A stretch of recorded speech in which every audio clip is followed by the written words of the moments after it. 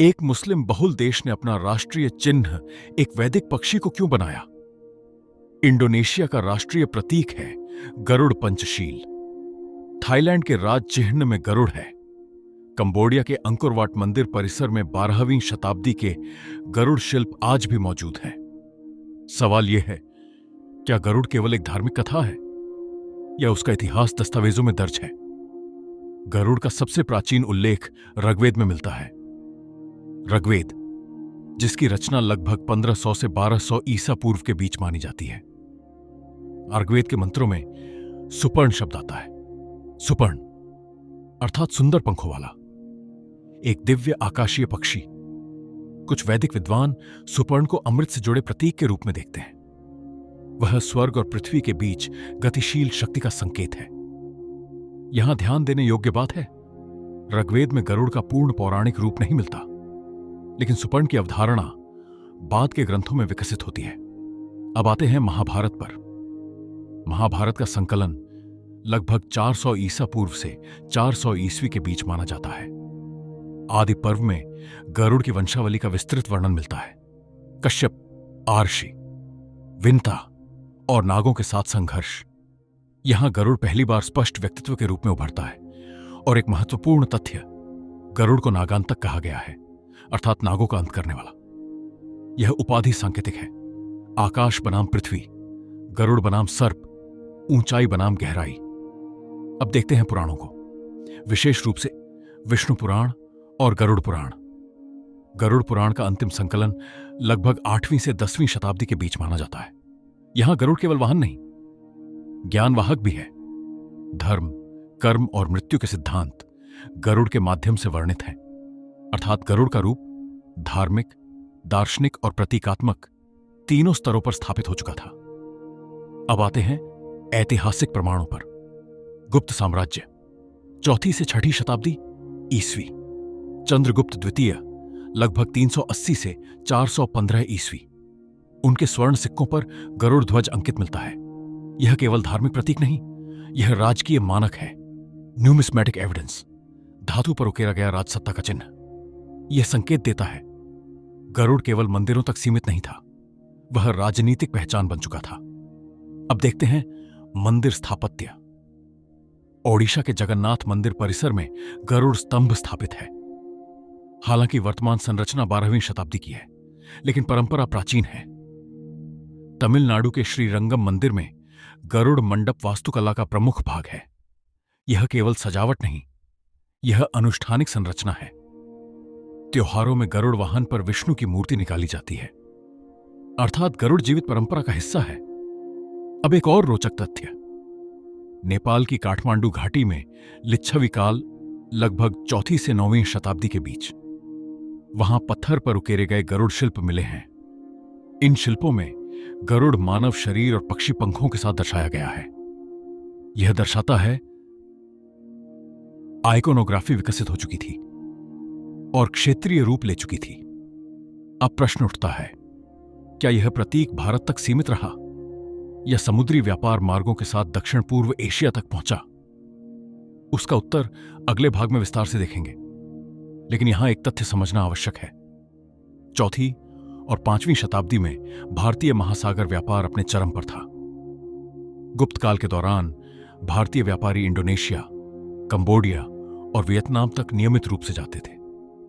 साथ जाते थे धर्म, भाषा, लिपि और प्रतीक। इसलिए जब हम इंडोनेशिया में गरुड़ देखते हैं तो यह अचानक उत्पन्न हुआ प्रतीक नहीं, यह एक लंबी ऐतिहासिक यात्रा का परिणाम हो सकता है।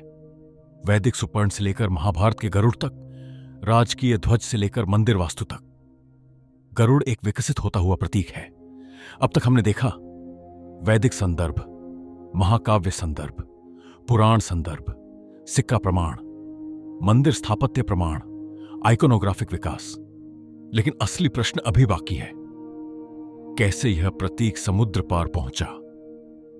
कैसे यह मजापहित साम्राज्य का राज चिन्ह बना? और कैसे 1945 में इंडोनेशिया ने इसे राष्ट्रीय प्रतीक के रूप में स्वीकार किया?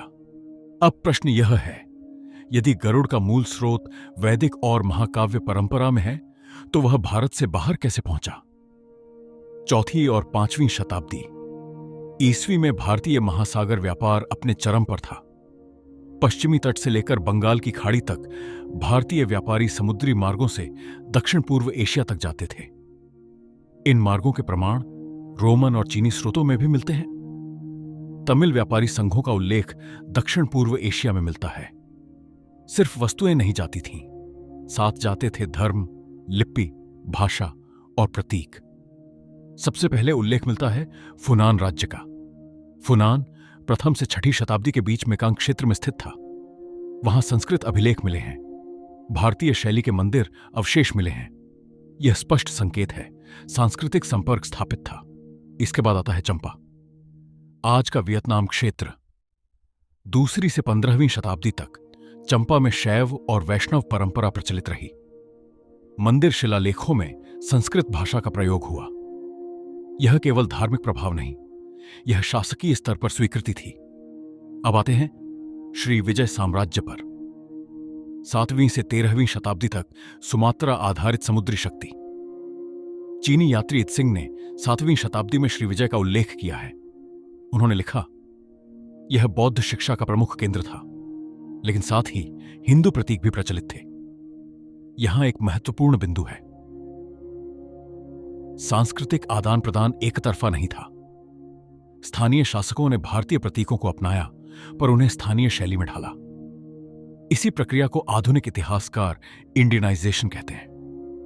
लेकिन यह उपनिवेशीकरण नहीं था, यह सांस्कृतिक संवाद था। अब आते हैं सबसे महत्वपूर्ण साम्राज्य पर, मजापहित। 13वीं से 15वीं शताब्दी, पूर्वी जावा में स्थित। यह साम्राज्य इंडोनेशियाई इतिहास में स्वर्ण युग माना जाता है। मजापहित के राज चिह्न में गरुड़ का उपयोग हुआ। शाही मोहरों और कला में गरुड़ के रूप मिलते हैं। यहां गरुड़ विष्णु से जुड़ा हुआ दिखता है, लेकिन उसका स्वरूप भारतीय रूप से भिन्न है। पंख फैले हुए, छाती चौड़ी, स्थानीय शैली स्पष्ट। इससे क्या संकेत मिलता है? प्रतीक आयात हुआ, लेकिन रूपांतरण स्थानीय हुआ। अब एक महत्वपूर्ण तिथि 1945, इंडोनेशिया स्वतंत्र होता है। नए राष्ट्र को एक राष्ट्रीय प्रतीक चाहिए और चयन होता है गरुड़। नाम दिया जाता है गरुड़ पंचशील। यह केवल धार्मिक चयन नहीं था, यह ऐतिहासिक पहचान का चयन था। पंचशील राष्ट्र की 5 मूल अवधारणाएं और उनके ऊपर गरुड़, एक संरक्षक के रूप में, एक राष्ट्रीय शक्ति के रूप में। अब सोचिए, यदि गरुड़ केवल भारतीय पौराणिक कथा होता तो क्या इंडोनेशिया जैसा आधुनिक राष्ट्र उसे अपनाता, या यह सदियों की सांस्कृतिक स्मृति का परिणाम था?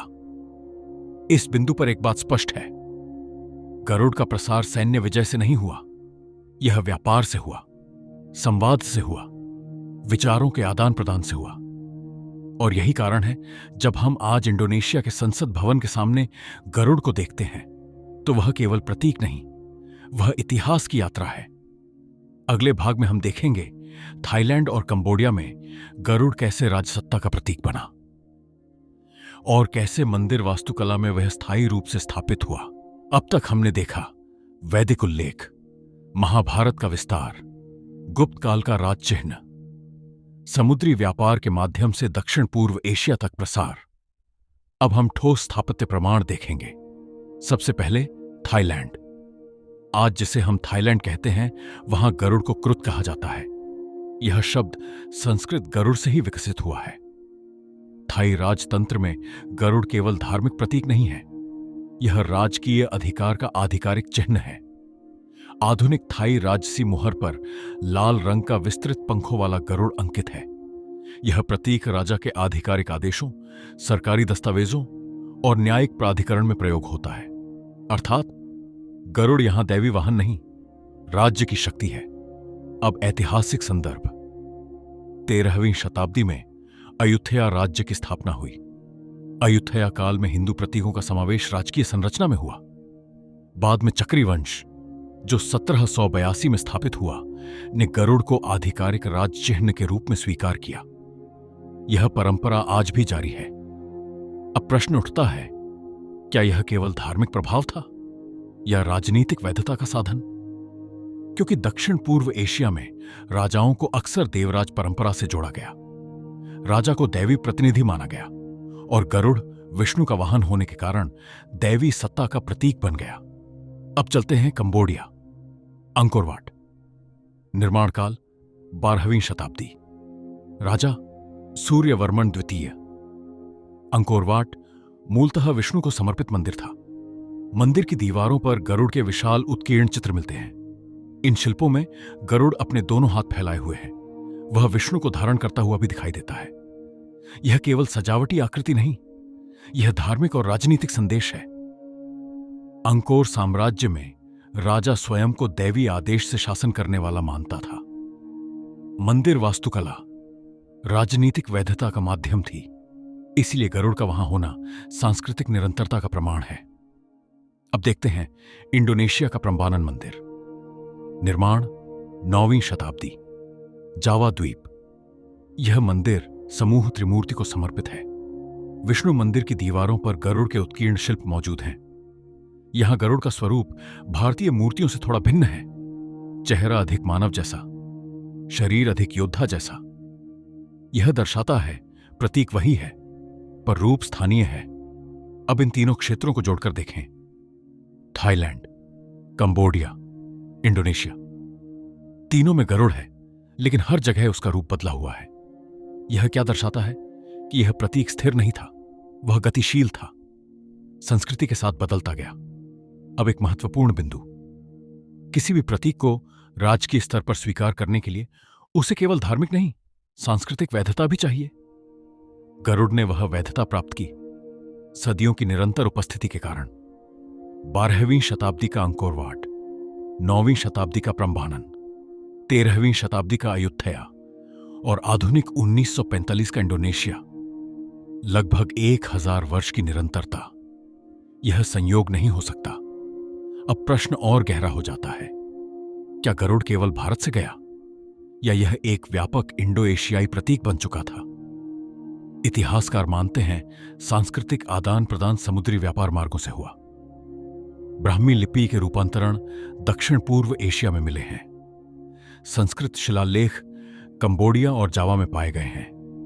इन शिलालेखों में विष्णु और गरुड़ का उल्लेख मिलता है। यह दर्शाता है यह प्रतीक केवल कला नहीं, शिलालेखों में दर्ज विचार है। अब तक के प्रमाणों से एक बात स्पष्ट है, गरुड़ का अस्तित्व ग्रंथों में है, सिक्कों में है, मंदिरों में है, राज चिन्हों में है और राष्ट्रीय प्रतीकों में है।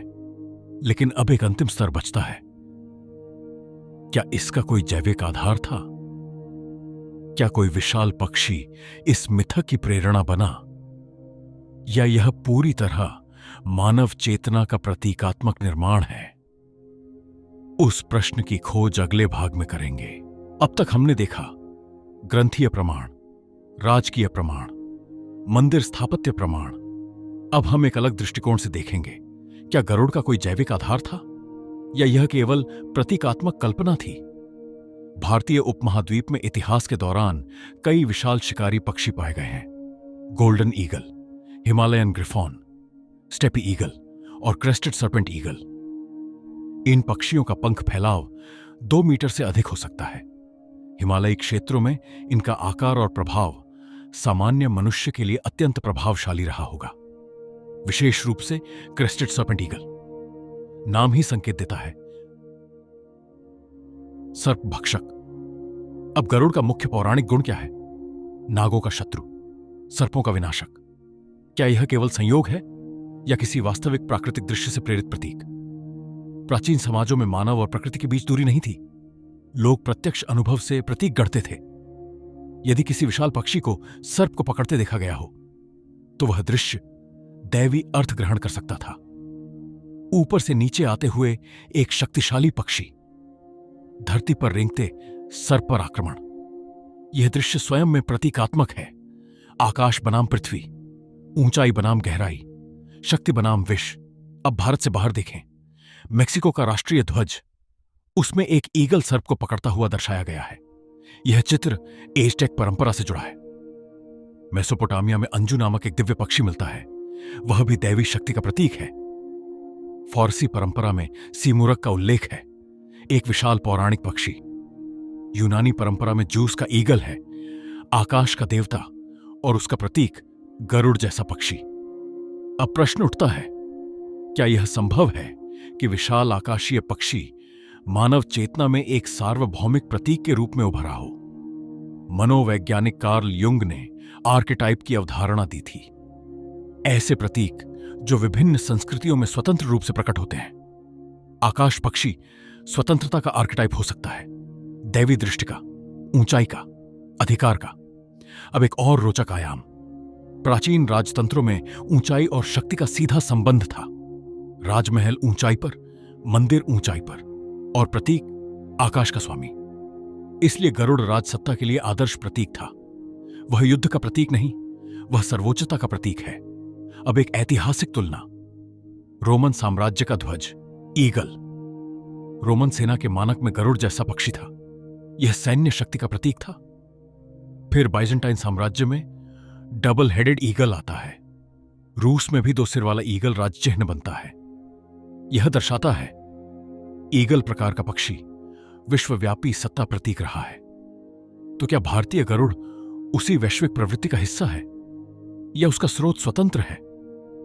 भारतीय परंपरा में गरुड़ केवल शक्ति नहीं, भक्ति का भी प्रतीक है। वह विष्णु का वाहन है, अर्थात वह शक्ति को धर्म के अधीन रखता है। यह एक विशिष्ट भारतीय आयाम है। अब जीवाश्म विज्ञान की दृष्टि से देखें। क्या इतिहास में कोई इतना विशाल पक्षी था जो मानव स्मृति में मिथक बन गया? दक्षिण अमेरिका में आर्जेंटाविस नामक एक प्राचीन पक्षी मिला है। उसका पंख फैलाव 7 मीटर तक था। हालांकि वह लाखों वर्ष पूर्व विलुप्त हुआ, लेकिन यह तथ्य दर्शाता है प्रकृति में विशाल उड़ने वाले पक्षी संभव थे। भारतीय उपमहाद्वीप में इतने विशाल जीवाश्म नहीं मिले, लेकिन बड़े गिद्ध और ईगल प्राचीन काल से मौजूद रहे हैं। यदि किसी क्षेत्र में विशाल गिद्ध या ईगल का प्रभुत्व रहा हो, तो वह स्थानीय मिथक में दैवीय रूप ले सकता है। अब एक और आयाम, जनजातीय प्रतीक। प्राचीन समाजों में कबीले अक्सर अपने प्रतीक पशु चुनते थे, कभी सर्प, कभी सिंह, कभी पक्षी। संभव है गरुड़ किसी प्राचीन कबीले का प्रतीक रहा हो और समय के साथ वह दैवी कथा में रूपांतरित हो गया हो। इतिहास में यह प्रक्रिया सामान्य है। एक जनजातीय चिन्ह धीरे धीरे धार्मिक प्रतीक बन जाता है, फिर राजकीय प्रतीक, फिर राष्ट्रीय प्रतीक। अब सबको जोड़कर देखें। वैदिक सुपर्ण, महाभारत का गरुड़, गुप्त काल का राजचिह्न, दक्षिण पूर्व एशिया का स्थापत्य, मजापहित का शाही प्रतीक, थाईलैंड का राजसी मुहर, इंडोनेशिया का राष्ट्रीय चिन्ह और विश्व भर में ईगल का सार्वभौमिक सत्ता प्रतीक। क्या यह केवल संयोगों की श्रृंखला है या एक गहरी मानवीय प्रवृत्ति? अब अंतिम भाग में हम इन सभी आयामों को जोड़ेंगे और समझने की कोशिश करेंगे गरुड़ का सत्य कहां स्थित है। इतिहास में, प्रकृति में, राजनीति में, या मानव चेतना के गहरे स्तर पर? अब तक हमने वैदिक संदर्भ, महाभारत का विस्तार, गुप्त काल का राजकीय प्रतीक, मंदिर स्थापत्य, दक्षिण पूर्व एशिया में प्रसार, जैविक संभावनाएं और वैश्विक प्रतीकवाद देखा है। अब समय है इन सभी आयामों को एक साथ जोड़कर समझने का। पहला आयाम ग्रंथों का है। ऋग्वेद में सुपर्ण का उल्लेख मिलता है, महाभारत में गरुड़ का विस्तृत चरित्र विकसित होता है और पुराणों में उसका दार्शनिक विस्तार दिखाई देता है। यह दर्शाता है कि गरुड़ की अवधारणा कम से कम 3 सहस्राब्दियों से विकसित होती हुई चली आ रही है। दूसरा आयाम राजनीति का है। चंद्रगुप्त द्वितीय के सिक्कों पर गरुड़ अंकित मिलता है। वह केवल धार्मिक प्रतीक नहीं था, बल्कि राज चिह्न के रूप में प्रयुक्त हुआ। दक्षिण पूर्व एशिया के राजवंशों ने भी इसे स्वीकार किया। थाईलैंड में शाही मुहर के रूप में इसका उपयोग हुआ और मजापहित साम्राज्य में यह राजकीय प्रतीक बना। इससे स्पष्ट होता है कि गरुड़ केवल कथा नहीं रहा, वह सत्ता और वैधता का भी प्रतीक बन गया। तीसरा आयाम स्थापत्य का है। अंकोरवाट, प्रम्बानन, श्रीरंगम और जगन्नाथ जैसे मंदिरों में गरुड़ की आकृतियां पत्थर पर उकेरी गई हैं। ये आकृतियां क्षणिक विश्वास का परिणाम नहीं हैं, वे दीर्घकालिक परंपरा और सांस्कृतिक निरंतरता का प्रमाण हैं। चौथा आयाम सांस्कृतिक स्मृति का है। सदियों तक निरंतर उपयोग किसी भी प्रतीक को जीवित रखता है। जब कोई चिन्ह सामूहिक चेतना में गहराई से स्थापित हो जाता है, तभी वह समय और सीमाओं को पार कर पाता है। अब प्रश्न यह उठता है कि क्या गरुड़ कोई ऐतिहासिक व्यक्ति था? इसकी संभावना कम है। क्या वह पूर्णतः काल्पनिक था? यह कहना भी सरल नहीं है, क्योंकि उसका रूप प्रकृति से प्रेरित प्रतीत होता है। एक विशाल पक्षी, सर्प का शत्रु और आकाश का स्वामी। यह संयोजन पूरी तरह निराधार कल्पना नहीं लगता। संभव है कि गरुड़ एक मिश्रित निर्माण हो, प्रकृति के अवलोकन से प्रेरित, किसी जनजातीय प्रतीक से जुड़ा, धार्मिक व्याख्या से विस्तारित और राजनीतिक उपयोग से सशक्त। समय के साथ इन सभी परतों ने मिलकर उसे व्यापक सांस्कृतिक प्रतीक में बदल दिया। इतिहास में ऐसे अनेक उदाहरण मिलते हैं जहां कोई प्रतीक धीरे धीरे विकसित होता है। पहले वह स्थानीय होता है, फिर क्षेत्रीय, फिर सभ्यतागत और अंततः राष्ट्रीय पहचान का हिस्सा बन जाता है। गरुड़ की यात्रा भी कुछ ऐसी ही प्रतीत होती है। वैदिक मंत्रों से लेकर आधुनिक राष्ट्रीय संसद भवन तक की यह यात्रा साधारण नहीं है। यज्ञ वेदी से लेकर संवैधानिक प्रतीक तक पहुंचना किसी भी चिन्ह के लिए असाधारण परिवर्तन है। जब कोई राष्ट्र अपना प्रतीक चुनता है तो वह केवल अतीत को नहीं अपनाता, बल्कि एक विचार को स्वीकार करता है। इंडोनेशिया ने गरुड़ को पंचशील के साथ जोड़ा। थाईलैंड ने उसे राजकीय वैधता का प्रतीक बनाया। कंबोडिया ने उसे मंदिरों की दीवारों पर दैवी संरक्षण के रूप में स्थापित किया। 3 अलग राजनीतिक प्रणालियां, 3 अलग धार्मिक बहुमत, और फिर भी प्रतीक एक ही। यह तथ्य स्वयं में विचार करने योग्य है। तो क्या यह धार्मिक विस्तार का प्रमाण है, या सांस्कृतिक निरंतरता का, या फिर मानव मन की उस गहरी प्रवृत्ति का जो शक्ति और स्वतंत्रता को आकाशीय रूप में देखती है? गरुड़ का सत्य किसी एक परिभाषा में सीमित नहीं किया जा सकता। वह पूरी तरह इतिहास भी नहीं है, पूरी तरह मिथक भी नहीं, पूरी तरह जीव विज्ञान भी नहीं, और पूरी तरह राजनीति भी नहीं। वह इन सबके बीच स्थित एक विकसित होता हुआ प्रतीक है। शायद यही कारण है कि गरुड़ जीवित रहा, सदियों तक, सीमाओं के पार, भाषाओं के पार और धर्मों के पार। जब आप अगली बार इंडोनेशिया का राष्ट्रीय प्रतीक देखें तो केवल एक सुनहरा पक्षी मत देखिए, उसमें हजारों वर्षों की सांस्कृतिक यात्रा को देखिए। जब आप थाईलैंड की शाही मुहर देखें तो केवल राज चिन्ह मत देखिए, उसमें सभ्यताओं के संवाद को देखिए। जब आप अंकोरवाट की दीवारों पर पत्थर का गरुड़ देखें तो केवल मूर्ति मत देखिए, उसमें इतिहास की परतों को पहचानिए। अब इस पूरे विश्लेषण को एक अंतिम दृष्टिकोण से देखें। इतिहास में ऐसे बहुत कम प्रतीक मिलते हैं जो 3000 वर्षों तक निरंतर उपस्थित रहे हों। गरुड़ उन दुर्लभ प्रतीकों में से एक है। वैदिक युग से प्रारंभ होकर महाकाव्य परंपरा में विकसित होना, फिर गुप्त काल में राजकीय प्रतीक बनना, और उसके बाद दक्षिण पूर्व एशिया की राज सत्ताओं द्वारा स्वीकार किया जाना। यह केवल धार्मिक प्रभाव की कहानी नहीं लगती, यह दीर्घकालिक सांस्कृतिक निरंतरता का उदाहरण प्रतीत होती है।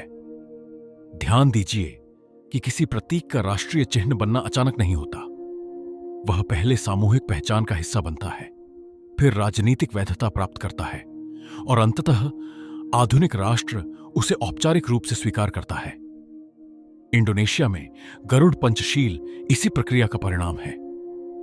यह भी महत्वपूर्ण है कि गरुड़ का रूप हर क्षेत्र में समान नहीं है। भारत में वह दैवी वाहन के रूप में दिखाई देता है। इंडोनेशिया में वह सुनहरा, शैलीबद्ध और अधिक राजकीय रूप में है। थाईलैंड में उसका स्वरूप अधिक औपचारिक और राजसत्ता से जुड़ा हुआ है। यह परिवर्तन इस बात का संकेत है कि प्रतीक स्थिर नहीं रहते, वे समाज के अनुसार रूप बदलते हैं।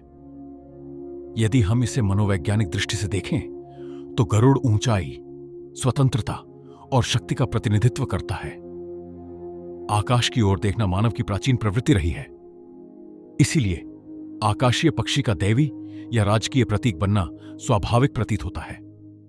फिर भी गरुड़ का भारतीय संदर्भ उसे विशिष्ट बनाता है। यहां वह केवल शक्ति नहीं, बल्कि धर्म के साथ जुड़ी शक्ति है। वह विष्णु का वाहन है, अर्थात शक्ति, धर्म के अधीन है। यह अवधारणा उसे केवल सामर्थ्य का प्रतीक नहीं रहने देती, बल्कि नैतिक व्यवस्था का भी संकेत बनाती है। जब हम इन सभी तथ्यों को एक साथ रखते हैं, तो यह स्पष्ट होता है कि गरुड़ को केवल मिथक कह देना अधूरा होगा, और उसे पूर्ण ऐतिहासिक सत्य मान लेना भी सरलीकरण होगा।